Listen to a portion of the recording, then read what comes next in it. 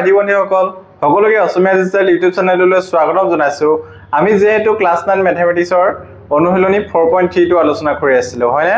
আগৰ ভিডিওটো আমি কোৱেশ্চন নম্বৰ 1 আৰু 2 টো কৰিলো যদি তোমালোকে ভিডিওটো চোৱা নাই তেনে হলে ডেসক্ৰিপচনৰ লিংকটো দিয়া আছে তাত গৈ তোমালোকে চাব পাৰিবা আজি ভিডিওটো আৰম্ভ কৰো আমাৰ কোৱেশ্চন নম্বৰ 3 1 নম্বৰ কোৱেশ্চনটো কি দিছে চোৱাচোন যদি 3,4 বিন্দুটো 3y = ax + 7 সমীকৰণটো লেখডালৰ ওপৰত থাকে তেনে হলে a মান উলিওৱা বুলি কৈছে যদি 3,4 এই বিন্দুটো যদি 3y = ax + 7 সমীকৰণটোৰ লেখডালৰ ওপৰত থাকে মানে এই লেখডালৰ ওপৰত আছে তেনে হলে কা মান উলিয়াব লাগে আমাক a মান উলিয়াব লাগে হয়নে আহাচোন আমি এতিয়া a মানটো উলিয়াও যেহেতু 3,4 বিন্দুটো 3y = ax + 7 সমীকৰণটোৰ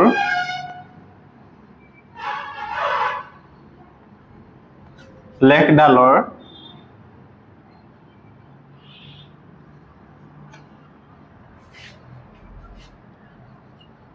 ওপৰত আছে হয়নে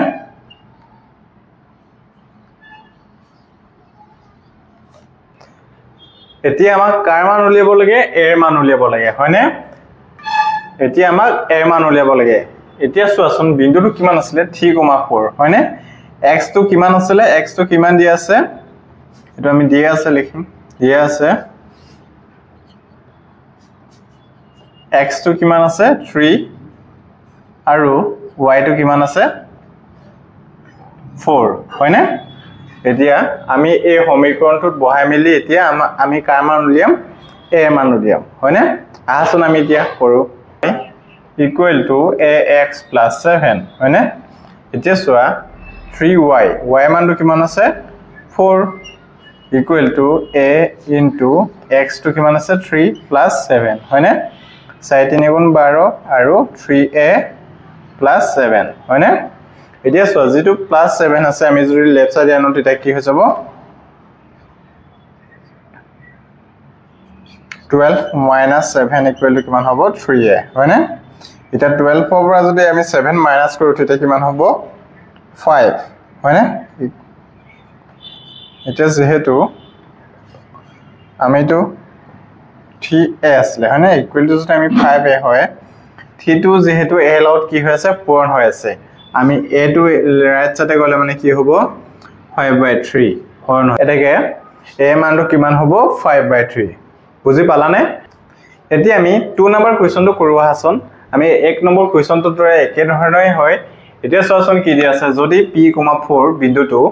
4x + y = 16 লেখডালৰ ওপৰত থাকে তেন্তে p মান উলিয়াব গৈছে ইয়াত কাৰ মান উলিয়াব গৈছে p মান যেহেতু p,4 বিন্দুটো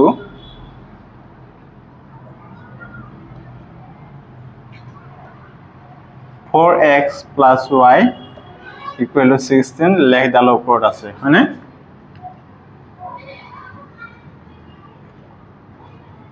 ওপৰত আছে এতিয়া x যে বিন্দুটো কি আছে p,4 হয়নে x ৰ মানটো কিমান আছে p আৰু y মানটো কিমান আছে 4 হয়নে এটাকে x = p আৰু y = কিমান আছে 4 বহুৱাই পাও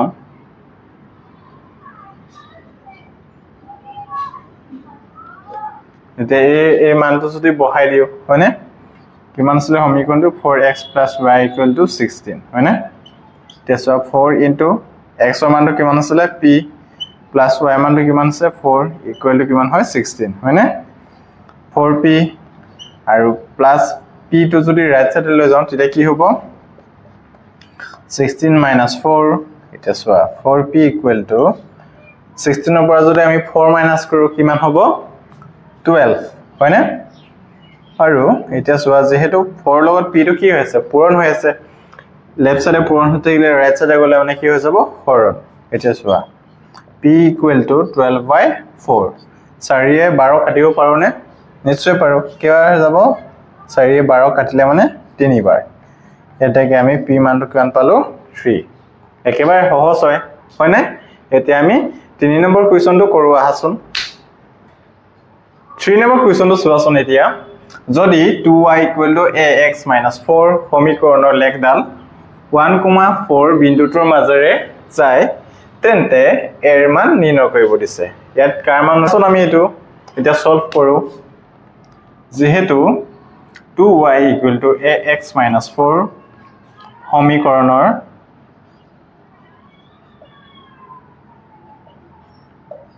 লেখডাল 1,2 বিন্দুৰ মাজেৰে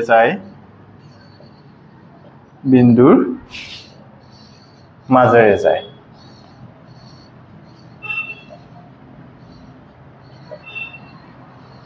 এতিয়া চোৱা বিন্দুটো কি আছে 1,2 ইয়াত x টো কিমান হ'ব 1 আৰু y টো কিমান হ'ব 2 এতিয়া আমাৰ সমীকৰণটো কি আছিল সমীকৰণটোত বহাই দিম 2y ax - 4 হয়নে এতিয়া চোৱা y মানটো কিমান আছিল 2 * 2 আছে হয়নে y মানটো 2 দি আছে a * x ৰ মানটো কিমান আছে 1 - 4 হয়নে এতিয়া কি হ'ব 2 দুগুণ কিমান হ'ব 4 a লগত 1 টো পূৰণ কৰিলে কিমান হ'ব 1 এৰে হ'ব a লগত 1 পূৰণ কৰিলে কিমান হ'ব a হ'ব হয়নে a লগত 1 পূৰণ কৰিলে কিমান হ'ব a হ'ব -4 আছিল এতিয়া চোৱাচোন a টো যদি আমি লেফট সাইডে লৈ আনো তেতিয়া কি হ'ব -a আৰু যেটো প্লাস 4 টো যদি আমি ৰাইট সাইডে লৈ যাওঁ কি তেতিয়া কি হ'ব -4 এতিয়া চোৱাচোন -a আৰু -a কি হ'ব প্লাস হ'ব প্লাস কিমান হ'ব 4 4 যোগ কৰিলে 8 মাইনাস কেনসেল হৈ গ'ল এতিয়া চোৱা a = কিমান হ'ব 8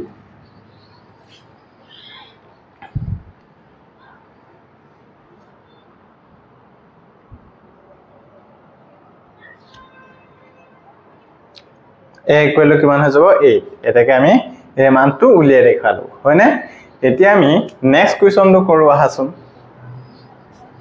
এতিয়া আমি 4 নম্বৰ কোৱেশ্চনটো কৰো আহাচোন যদি 2k - 3 আৰু k + 2 হয়নে বিন্দুটো 2x + 3y + 15 = 0 সমীকৰণটো লেখডালৰ ওপৰত থাকে তেন্তে k মান উলিয়াব লাগে হয়নে এতিয়া চোৱাচোন যেহেতু 2x + 3y এতিয়া চোৱাচোন k মান উলিওৱা হয়নে এতিয়া আহাচোন আমি এটো সলভ কৰো যেহেতু 2k - 3 k + 2 বিন্দুটো 2x + 3y + 15 = 0 সমীকৰণৰ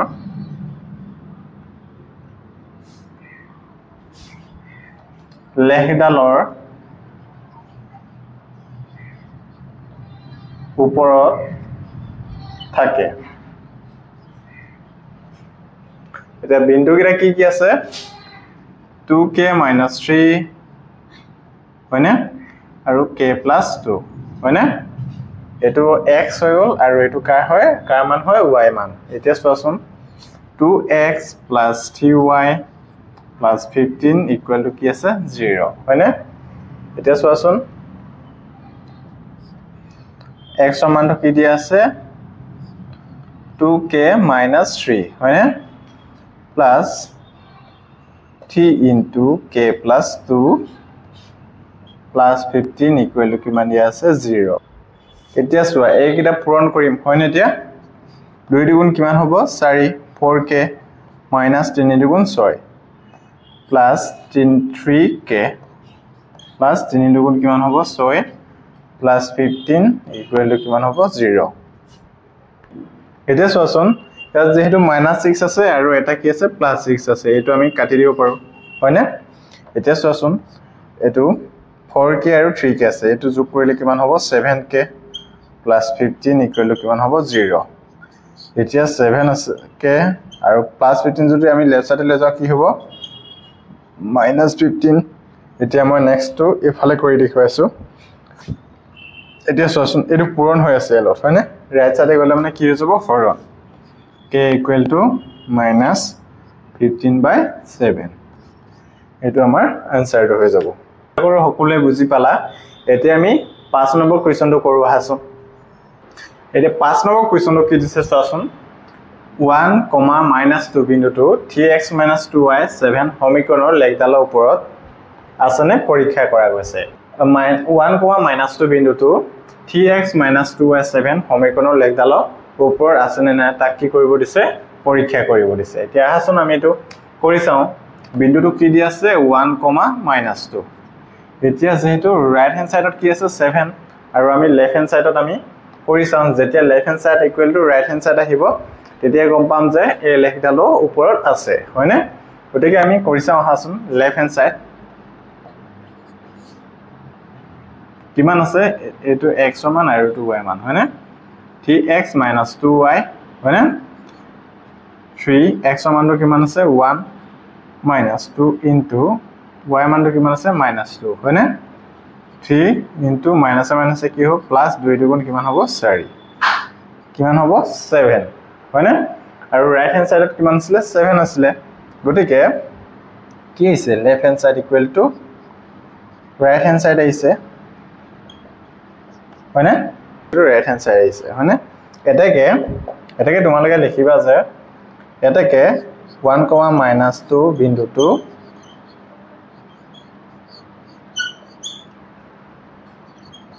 x - 2y = 7 সমীকৰণৰ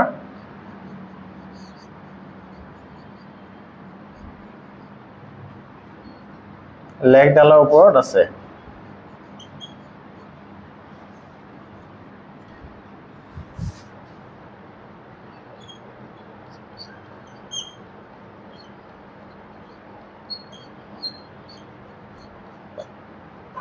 লেখডালৰ ওপৰত আছে এতিয়া আমি নেক্সট কোৱেশ্চনটো কৰো আহাচোন এতিয়া আমি 6 নম্বৰ কোৱেশ্চনটো কৰো আহাচোন কি দি আছে -3,2 বিন্দুটো 4x + 7y = 9 সমীকৰণৰ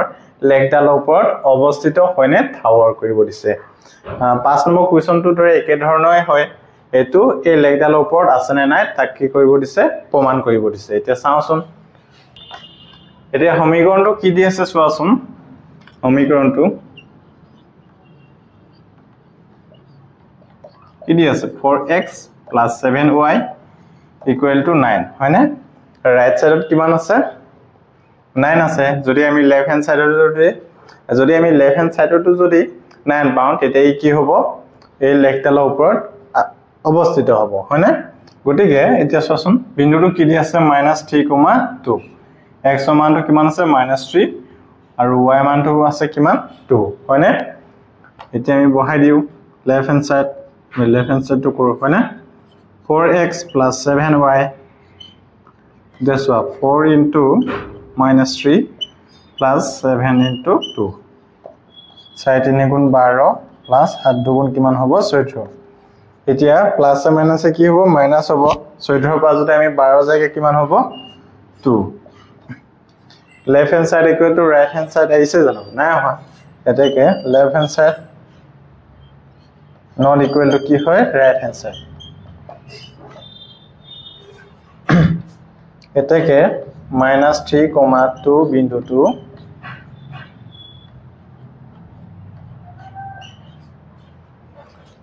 4x plus 7y equal to 9 লেখডালৰ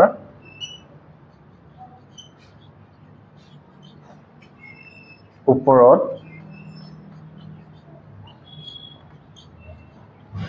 নাই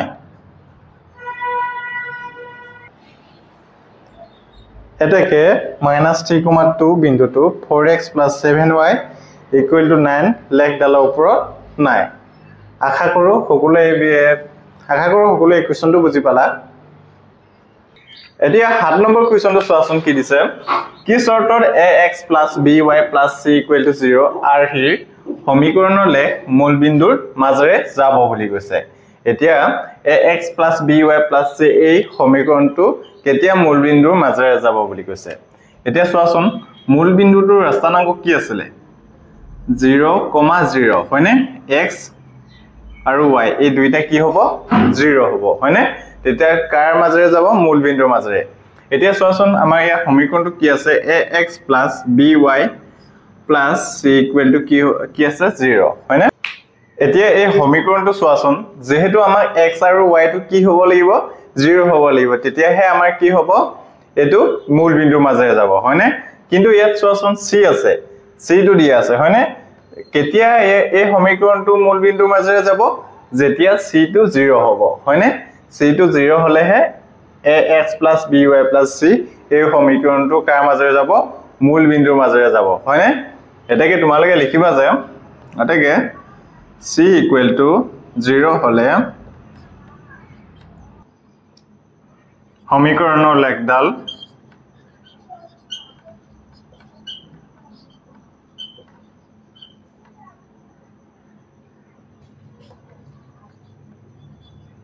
মূলবিন্দুৰ মাজেৰে যাব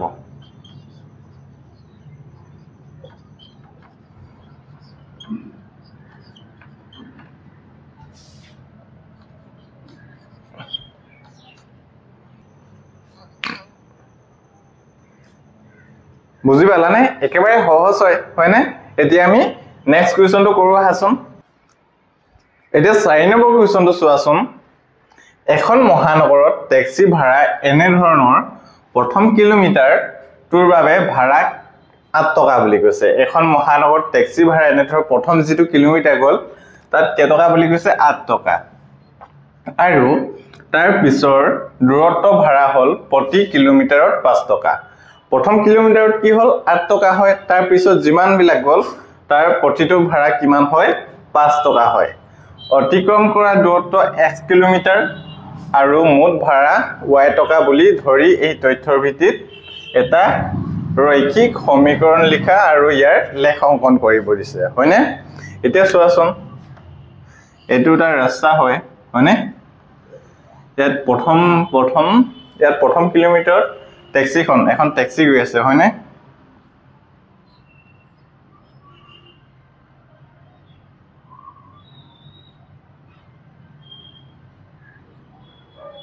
এখন ট্যাক্সি গৈ আছে হয়নে ইয়াত প্ৰথম মিটাৰত কিমান হয় বুলি কৈছে 8 কিলোমিটাৰ আৰু ইয়াৰ পিছত যিমান বিলাক গল যিমান আৰু ইয়াৰ পিছৰ দূৰত্ব ভাড়াটো কিমান বুলি কৈছে 5 টকা হয়নে গতিকে বাকি বিলাক এটো কি ধৰিলম আমি x হয়নে x আৰু যেহেতু 1 কিলোমিটাৰ গল নহয় x ৰ পৰা কি কৰিম আমি 1 টা মাইনাস কৰি দিম হয়নে এতিয়া চোৱাচোন দিয়া আছে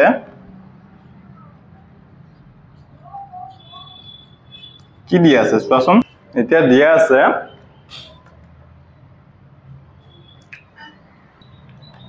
আছে অতিক্ৰম কৰা দূৰত্ব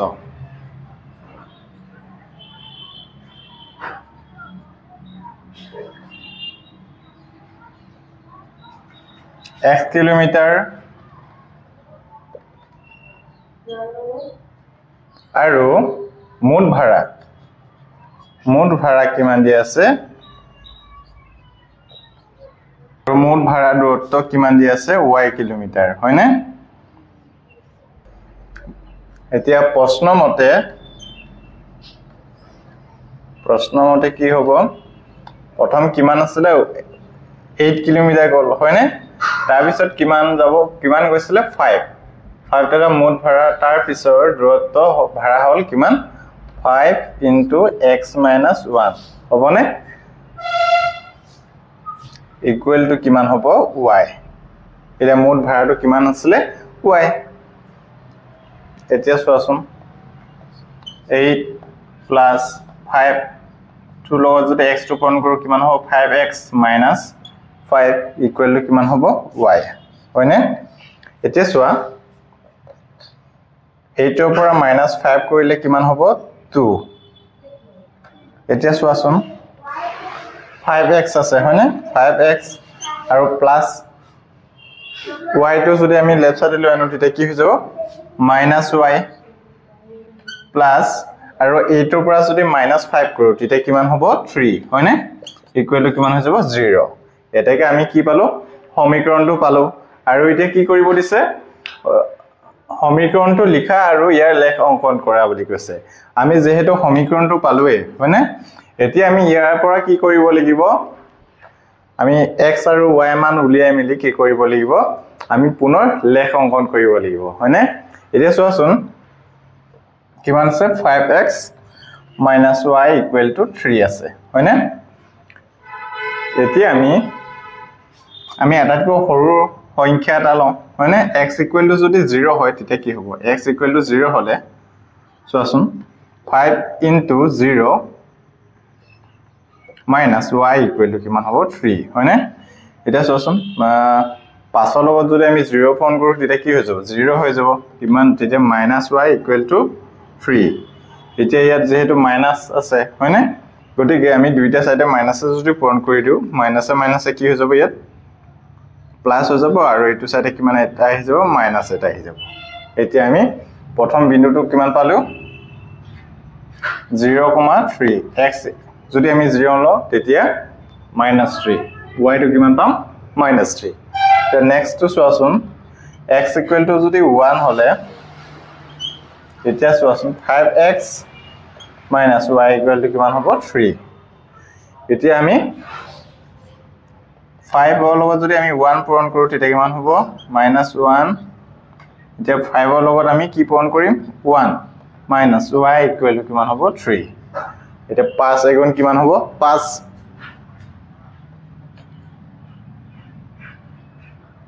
- y = 3 এতিয়া চোৱাচোন 5 টো আছে হয়নে এই 3 টো আমি এফালে লৈ আনিলে তেতিয়া কিমান হ'ব -3 আৰু -y টো যদি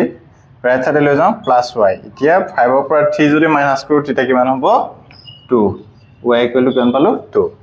যদি x টো যদি 1 হয় y টো কিমান হ'ব 2 দ্বিতীয় বিন্দুটো কিমান পালো 1,2 এতিয়া আমি আৰু এটা বিন্দু উলিয়াই লওঁ 5x - y = 3 এটা কিমান লবা তোমালৈ কোৱাচোন আমি এবাৰ y মানটো লৈ লওঁ y টো যদি 0 হয় y যদি 0 হয় তেতিয়া কিমান হ'ব 5x - 0 = কিমান হ'ব 3 হয়নে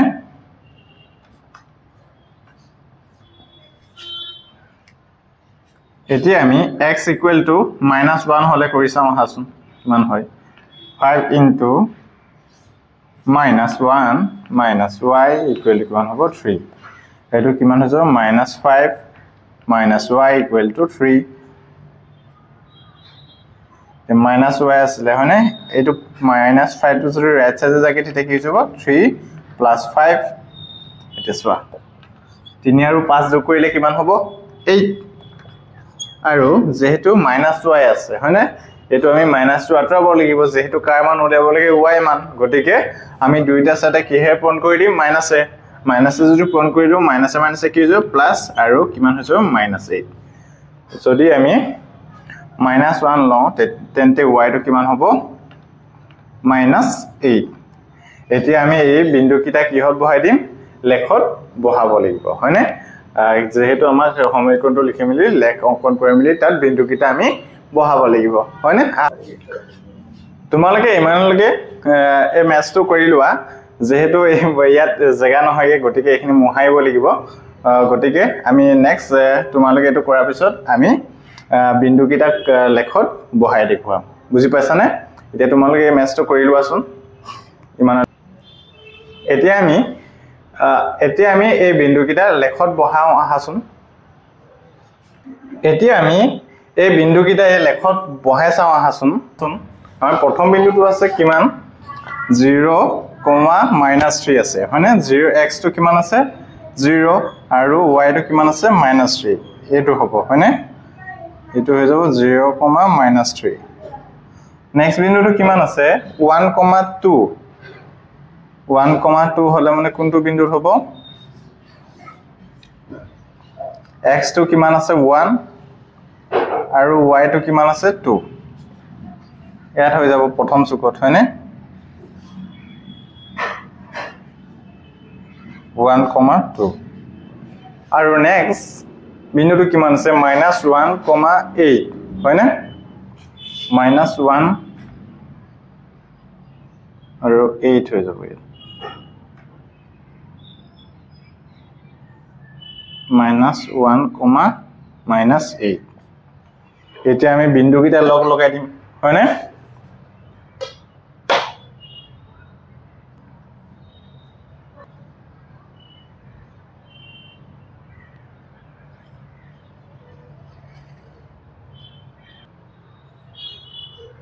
গতিকে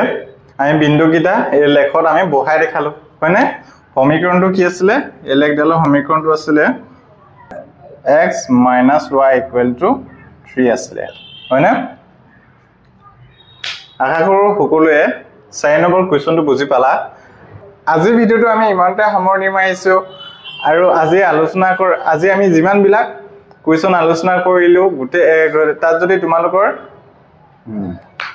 আজি ভিডিওটো আমি ইমানতে সামৰণি মাৰিছো আৰু আজি ভিডিওটো আমি যিবিলাক কোৱেশ্চন আলোচনা কৰিলো তাত যদি তোমালোকৰ কনফিউজন থাকে বা তোমালোকে কিবা কৰিব পৰা নাই তেনেহলে কমেন্টত জনাবা মই নেক্সট ভিডিও তোমালোকক কৰি দিবলৈ চেষ্টা কৰিম আৰু তোমালোকে ভিডিওটো যদি ভাল পালা তেনেহলে লাইক কমেন্ট শেয়াৰ আৰু সাবস্ক্ৰাইব কৰি দিবা